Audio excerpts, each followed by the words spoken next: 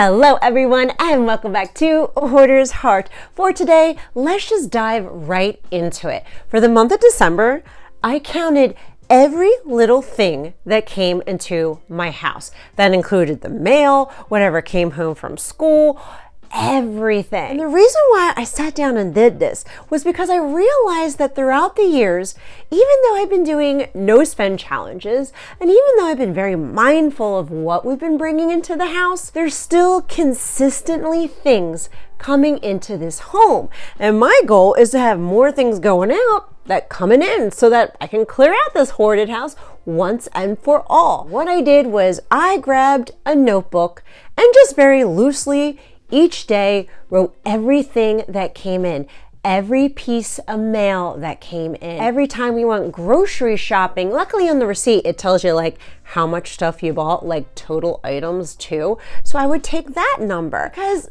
even though that's not hoarding, it still takes time for me to manage the items coming in, like the mail, going through it, like the groceries, bringing it in, putting it away, curating everything the way it's supposed to be, papers that come from school. This all takes time to manage it. And when I'm taking time to manage things, I'm not taking time cleaning up or decluttering things.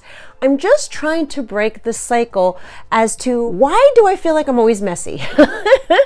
Or why does it feel like I'm consistently decluttering?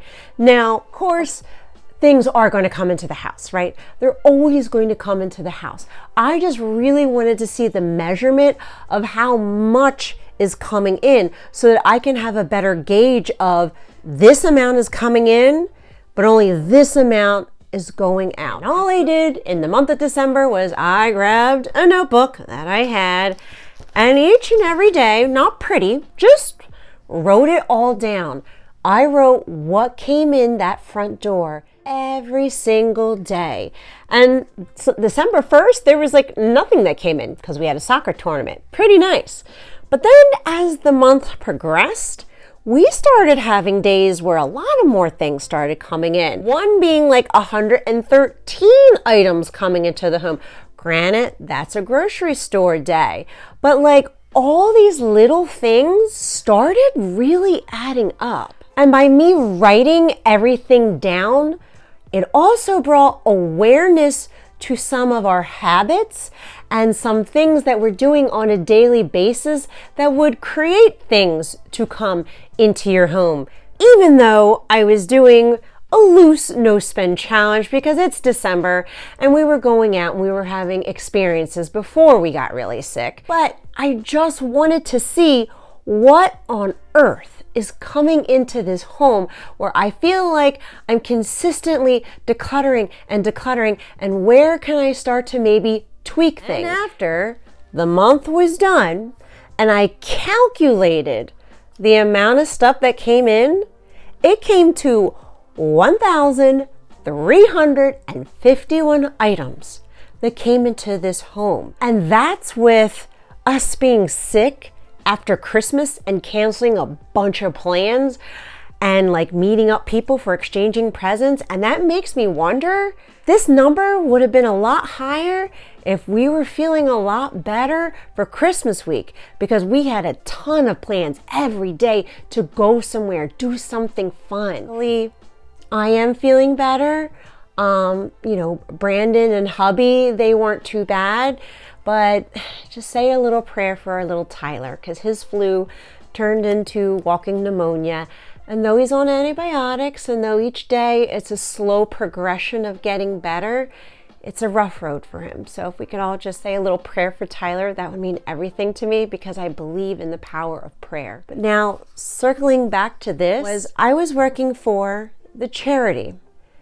And because my boss had sold all our offices, there was no place for the Amazon packages to come to except my house, which I thought, yeah, that's not a big deal because I can separate the two. I can separate my supplies and toys that are donated, organize it while I'm here, and take it all. What I wasn't calculating was, oh yeah, all those Amazon packages and supplies, and then people were sending some toys donations through Amazon.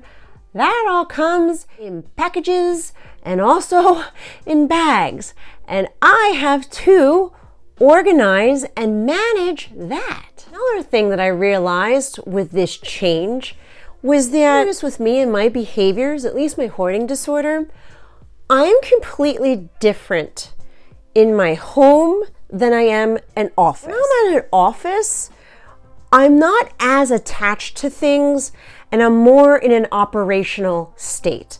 I get the supply in. I immediately throw out the packaging and whatever I need. I organize it. I do what I have to do with it. And yes, it's a much bigger space where it's not my personal stuff and it's just, the space is just meant for curating and organizing the tools and supplies that I need to perform my job. For some reason, I'm much more efficient in an office than I am in my home. Now, I don't know if it's because I have hoarding disorder, and that means that most of the time when something comes into my house, I create an emotional attachment to it, and I'm just stuck in my old daily behaviors because you saw that in the laundry room. Because here, I don't have quite as defined of an order of operations as you do at work. But bringing that awareness makes me realize, oh, okay, here's the flaws. Here's why things are still coming in. I need to figure out how to have this order of operations run better. Whether I run my home like the office did, or we just completely next year say everything has to go to the house, not this house, the charity house. The problem with everything going to the charity house is that there is also huge business, the Hardball Village there, and I didn't want things getting lost with their things or in transmission because there's always a ton of people doing all kinds of things and they don't know where to really place it because this is the first time that all the charity stuff that I need is coming to there instead of a home office where I am. So you can kind of see where a lot of stuff got dropped off to me and the explanation of why all those Amazon packages were in the laundry room. Other thing that I had noticed was that yes, there was still a nice amount of mail coming in that I have to sort and organize, even though I put my name on every little single thing of do not send me and do not whatever address thing. Well, stuff still comes to you. That's okay. That wasn't as bad. The other thing that I was forgetting about is even though my kids are older, there's still stuff from school coming home. And I didn't even do all the pieces of paper because they can kind of contain that in their backpacks and their folders. And a lot of their stuff is more online, but there was still my oldest who's on the swim team. And for December, when there was a meet, they were doing these little gift exchanges. Normally it'd be a bag with candy and a Gatorade and all that kind of stuff. When you're having 2 meets a week and then I have to go buy little things for them, which I don't mind, you know, I think it's sweet, and you know, and stuff is coming home and we're buying more stuff and then stuff is going back out and then more stuff is coming back home. For me, it's the managing of it because I still have a lot of stuff I have to declutter, and the time that it's taking me to manage this stuff, I need to take that time to get ahead of the decluttering stuff. So that's why I was really focused on what is coming into my home, how can I tweak it, because I can't believe having over 1,300 items still come into my house. And you know what? It's okay that it happened, because if I'm not bringing this stuff to light, I'm not going to know how to adjust, how to tweak, especially with the charity. Most of the stuff that came in was the charity. Other stuff, yeah, were like last minute Christmas shopping, was kind of, you know, grocery shopping. There was some stuff that I could have very easily not have went out and purchased. There was a little panic shopping right before Christmas because I had to get the charity organized. There were like these little odds and end things that I didn't have in my regift bin that I was like, oh, I can't really give that. That's not going to be a good option. Yada, yada. The point is that it's okay. We're solving the problem. But I just want to bring to light that you will be shocked at the amount of stuff that still comes into your house even when you're being mindful of not shopping. I also did December because I noticed that what happens in December, not only are you buying gifts, and yes, you give them away, you're receiving gifts as well. And when you stop to count all the little things, I mean, I was even counting tissue paper because you know my little hoarder butt is going to sit there and brand new tissue paper. I'm going to fold this up and reuse it. You knew I was going to hold on to that. Like a simple little white elephant party or a secret Santa, because we had a couple of those. You're thinking like, oh, that's not going to be that much, but you're getting a bag, a tissue paper, a little gift, another little gift, the bigger gift. Like you don't think about all that stuff. You just tend to think, okay, yeah, what you're getting them for Christmas morning, and then the immediate friends and family, those gift exchanges.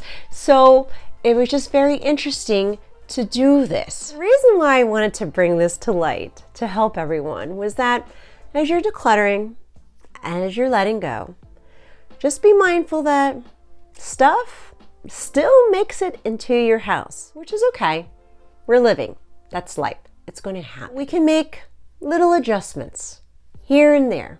Just like when I said the charity stuff was coming here and I didn't think it was a big deal because I could be here to organize it, I realized it was a very big deal. Things are still going to come into your house, and that's okay. Look, it's life. That is life. Things are going to come into your house, and that's okay. But we can actually identify certain things that we can change, like the charity. Next year, the charity stuff's not going to be able to come here. I might have to send it all to the house. I'll figure it out next year.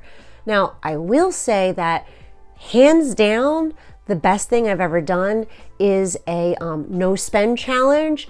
That has really stopped, especially now that we're in like January, February, and March. That has helped me exponentially not only save a ton of money, prevented a lot of stuff coming into our house. That's been one of the most successful tools that I've ever done, from preventing stuff from coming into my house and saving a ton of money. I realize that there's still some stuff that you spent no money on that somehow trickles into your house. And it's okay. We just bring awareness to it. We realize that it came in. We make a quick decision. Am I keeping it? Am I giving it away? Am I discarding it? I just thought that it would just be very interesting to track everything down so that I can try to solve the problem even more, because I am dedicated, and I will in 2025, this house will no longer be on the hoarding spectrum. And my hope and my prayer is that this video motivated and encouraged you